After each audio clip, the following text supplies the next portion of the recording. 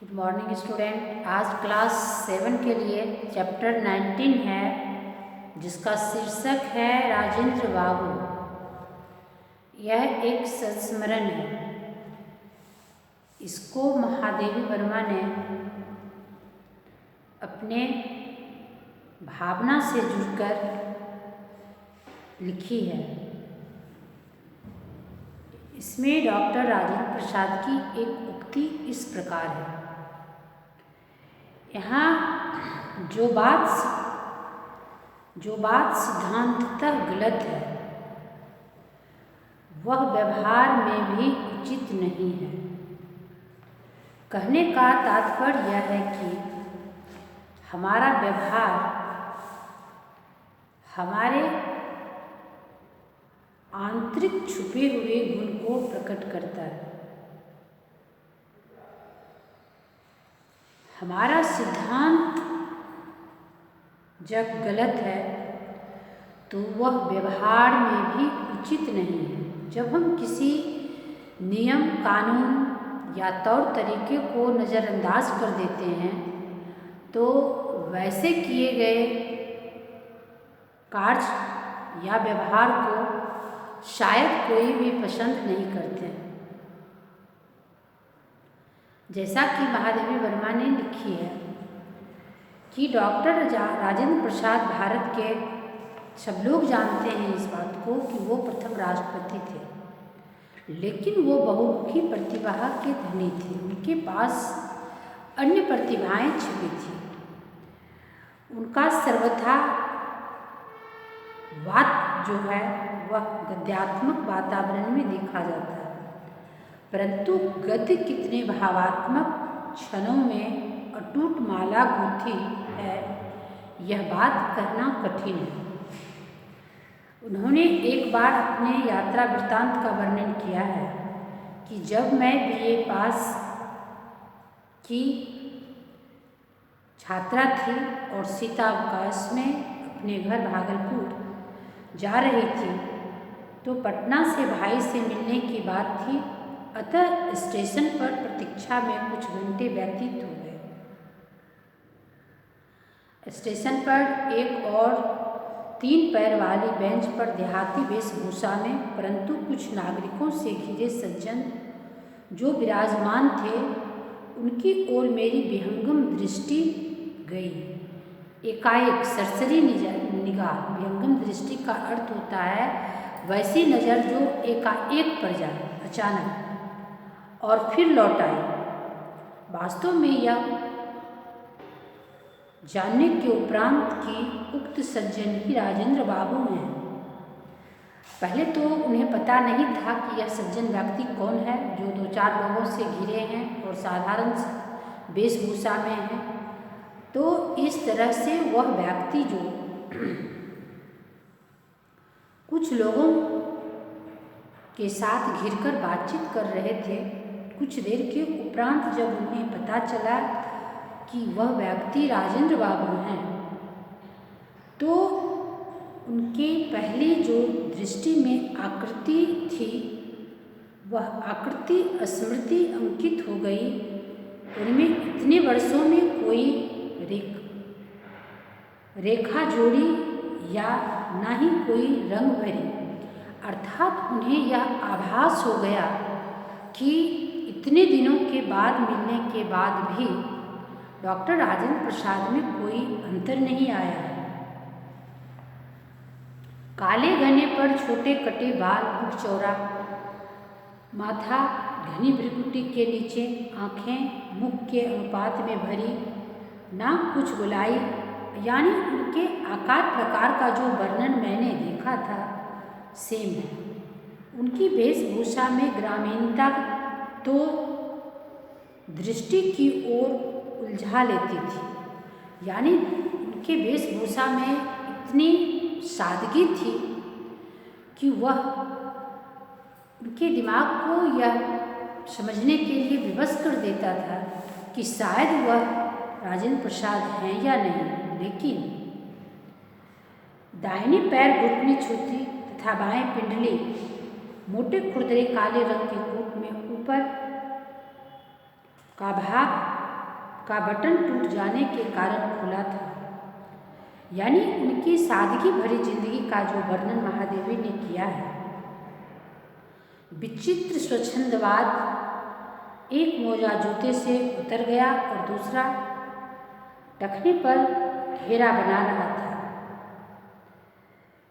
इनके टोपी को कोर माथे पर पट्टे की तरह लिपटी हुई थी। यह देखकर लगता था कि हड़बड़ी में चलते चलते कपड़े पहनते आए हैं। यानी समय का उनके पास कितना महत्व था कि वो अपने वेशभूषा को भी सही ढंग से व्यवस्थित नहीं कर पाए। यही स्थिति उनको अटका रहा था। उनकी मुखाकृति को देखकर यह अनुभव होता था कि मानो पहले कहीं देखा ही नहीं। अनेक व्यक्तियों ने उन्हें प्रथम बार देखा और ऐसा अनुभव किया होगा। बहुत सोचने के उपरांत उनकी अनुभूति के कारण समझ में आ सका। अनुभूति यानी अनुभव के द्वारा जो बातें कही जाती है उन बातों को अनुभूति कहा जाता है। तो इन सारी बातों को देखते हुए उन्हें यह अनुभूति हुआ कि शायद यह व्यक्ति उनकी मुखाकृति, संपूर्ण गठन सामान्य भारतीय जन की आकृति और गठन की छाया थी। लग रहा था उन्हें देखकर कि जिस तरह की भारतीय किसान अपने आप में सबल दिखते हैं, उसी प्रकार से उन्हें कोई न कोई व्यक्ति स्मरण हो आता था कि लग रहा है वो उन्हीं के जैसा दिख रहे हैं। इसी प्रकार वेशभूषा के समान वह अपने स्वभाव और रहन सहन के साथ भारतीय कृषक का ही प्रतिनिधित्व करते थे। यानी उनके वेशभूषा को देखकर यह उन्हें अनुभूति हो रहा था कि वास्तव में यह भारतीय कृषक को अपने आप में बहुत नज़दीक से देखा है। उनकी विशेषता के साथ साथ उन्हें जो गंभीर संवेदना प्राप्त हुई वह उनकी सामान्यतया गरिमा प्रदान की। गरिमा का अर्थ होता है, गरिमा का अर्थ बड़प्पन होता है। जो मैंने किसी के मुँह से पहले सुना करता था वह मैं अपने आज आँखों से देखा। यह गरिमा उनके व्यक्तित्व को निखार रहा था। राजेंद्र बाबू की मुखाकृति उनके भारतीय होने की गरिमा को बता रहा था। अब इस संस्मरण में जवाहरलाल की भी बातों को कुछ महादेवी वर्मा ने इस प्रकार रखा है। भाई जवाहरलाल जी की अस्त व्यस्तता भी व्यवस्था से निर्मित होती थी, किंतु राजेंद्र बाबू की सारी व्यवस्था ही अस्त व्यस्तता का पर्याय थी। दूसरे यदि जवाहरलाल जी की अस्त व्यस्तता देख लें तो उन्हें बुरा नहीं लगता था। यह उनकी खासियत थी कि वो अपने आप में इतने व्यवस्थित होते हुए भी किन्हीं की अस्त व्यस्तता को देखकर घबराते नहीं थे, परंतु अपनी अस्त व्यस्तता के प्रकट होने पर राजेंद्र बाबू भूल करने वाले बालक के समान ही हो जाते थे। अब उन्हें लगता था कि हमारा जो यह सामंजस्य है जवाहरलाल नेहरू के साथ, कहाँ वो इतने व्यवस्थित ढंग से रहते हैं। उनकी रहन सहन, उनकी आदत के सामने उनकी अस्त व्यस्तता जो थी वह उन्हें अपने आप में लज्जित करता था। लेकिन उन्हें वो प्रकट नहीं होना देने के लिए दोनों पैरों से भिन्न रंगे मोजे पहने किसी ने उन्हें यदि देख लिया तो संकुचित हो उठना अनिवार्य था।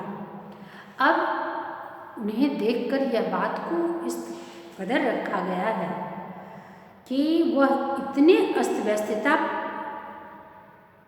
का उदाहरण उनके मोजे से पता चलता था कि वो दोनों पैर में दूध रंग के मोजे पहने लेते थे। इस कारण से अगर उन्हें कोई देख ले तो वहाँ उन्हें कुंठित हो जाना यानी अपने आप में थोड़ा शर्मिंदगी महसूस होना अनिवार्य था। उनकी वेशभूषा अस्त व्यस्तता के साथ उनके निजी सचिव और सहचर भाई चक्रधर जी अनायास स्मरण हो आता था। कभी कभी तो मोजे से उंगलियां भी बाहर आ जाती थी। इन आदि अस्त व्यस्तता को देखकर उनके जीवन शैली का वर्णन जो महादेवी वर्मा ने किया है वह उनके सादगी भरे जीवन में कितनी प्रतिभा छिपी हुई है, इसी को हम लोगों के बीच रखने की कोशिश कर रहे हैं। धन्यवाद। अगले वीडियो में अन्य बातों को बताया जाएगा।